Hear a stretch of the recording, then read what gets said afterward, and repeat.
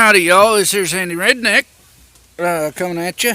It's ooh, it's the 21st of June. It is the solstice, longest day of the year. It is approximately 90 degrees outside, and it is about 4 in the afternoon my time. I figured now's about as good a time as any to give a quick Yarden update. So we'll start here. We got the 4 baby moringas. They're doing all right. I started some more kiwi berry vines. So we got those to get going.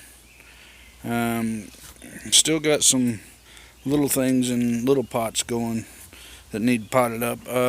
These 3 here are kaffir lime seeds. So last count was about 27 or 28 seedlings. So those are going to be good. As you can see, our grow boxes or balcony boxes, they're still going all right. Here's the pepper that we pruned way back when. It's got a little bit of a issue on one side, but the other side's doing pretty good. It's producing flowers. So our 2 mangoes that we started from seed.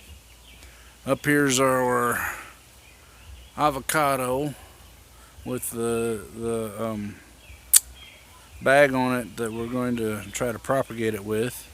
As you can see up here on the porch, some stuff got moved off because I was running out of room. So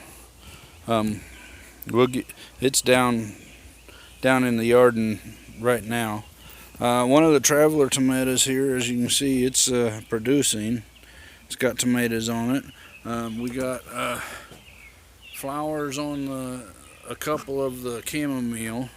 I don't expect we'll have a big harvest this year, but hopefully next year when it comes back, we'll have a better harvest. The older moringa is doing pretty good. It's if you look here, from here on the main trunk up for about 3 feet is all new growth, so it's doing good. Some of the limes or lemons we started last year. We got these 4 little pots, and then the biggest one of them is now in this big pot. Our Italian and French dandelions. I mean, look at that. Look at how beautiful that is. We'll just pick it. That is a beautiful lettuce type green. I mean, I tell you, it's a little bitter, but it's good eating. So you can't beat that. It's like I say, it's a little bitter, but it's good eating. I still got some of these big marigolds to pot into something bigger.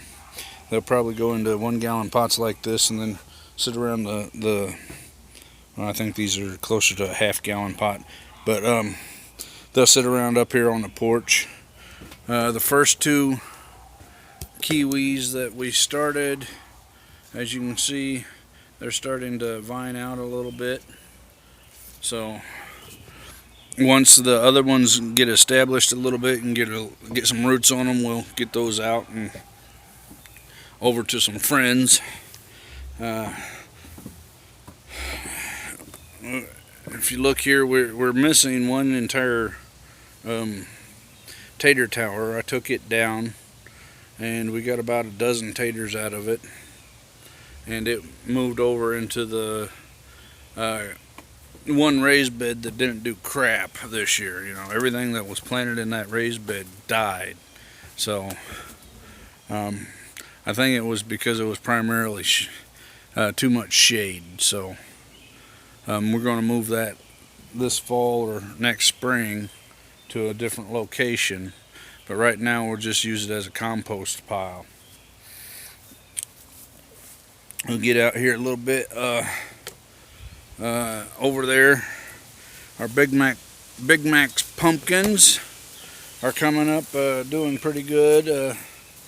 I just watered everything out here, so they're still a little smaller than I'd like them to be, but they decided that they're going to start blooming.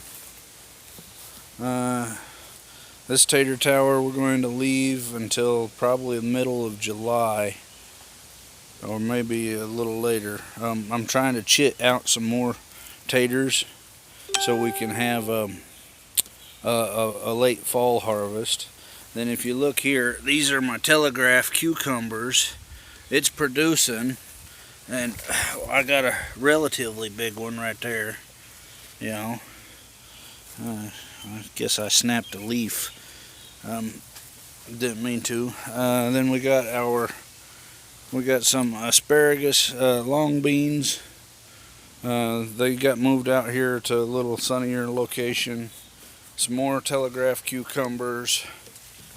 The purple Molokai sweet potatoes, they're finally starting to go. It's been about a week or two since they started really putting on some vegetative matter, so that's doing good. Our tomato bed, tomato trellis up here, you know, we've got Arkansas Travelers and Cherokee Purples in here, and as you can see, they've exceeded the fence that's up there, and that's a 3-foot fence, so they're not doing too bad. Underneath them here, these pots are ginger and turmeric, and as you can see, I don't know if you can see that or not, but they're starting to pop up finally. I put them in the black pots and put them out in direct sun, so hopefully the heat will encourage them to grow faster. Over here in these pots, I was gifted some sunchokes, so we got those in pots so we can harvest those this fall and hopefully do pretty good. This bucket here, right next to the tomatoes, this is our loofah gourd. As you can see, it's doing pretty good, and it's actually producing some little loofahs. Now, I learned something the other day about this that I did not know. You see these blooms here? Well, these blooms open at night. So this is a loofah gourd is a night blooming curcubit. So that's something interesting I didn't know. Over here, you can see we got straight neck yellow squash. I've been hand pollinating as fast as I can to get them to produce, because I don't have a beehive yet, and there doesn't seem to be a lot of bees around my place, which is disconcerting because we need the bees. But I know there's bees around here because the apple tree got fertilized and the blueberries got fertilized, and I just noticed that one of our giant African marigolds is getting ready to bloom, so that's nice. It's not even one of the biggest ones we got. In this bed here, I added some better soil on top and put in some new black nebula carrots, some additional buckwheat, and over here we got the 1,000-head kale.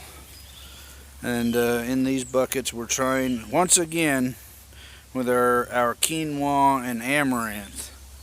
You know, when I tried them in smaller to do with transplants, they don't seem to be doing so good. So hopefully in these buckets they'll come up and get real strong. Now right here is one of the bigger African giant marigolds, and we'll put this tape measure down, and you can see it's a good 2 foot tall. Now these things can reach 4 foot, no problem. So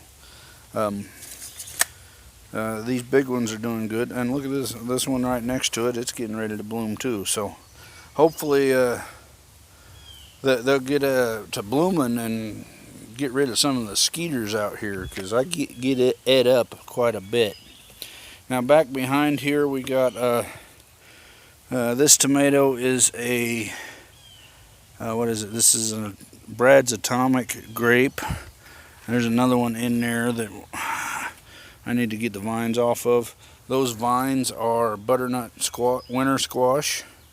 Here's another bucket of yellow straight neck squash. But the most exciting thing I got going on out here right now is this here. This is my corn.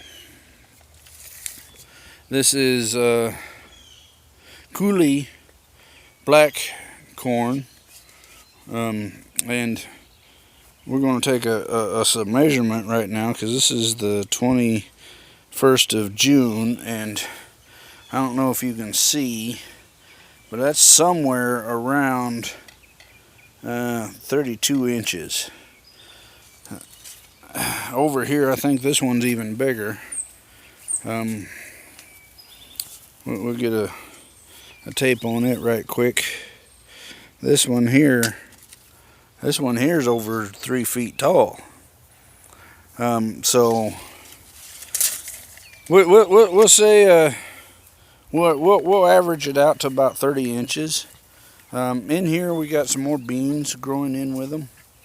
They're wrapping around the corn and making sure that it gets held upright here in this raised bed.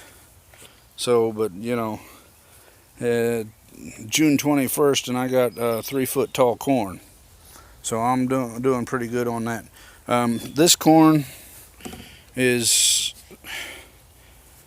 I got about 80 seeds of this corn when I bought it, and this is to produce seed stock for next year.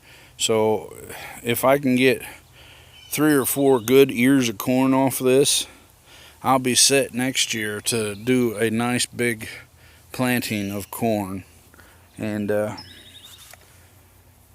it's a black kerneled corn, so you know, maybe I'll strike a deal with a local moonshiner and we'll have some black corn whiskey.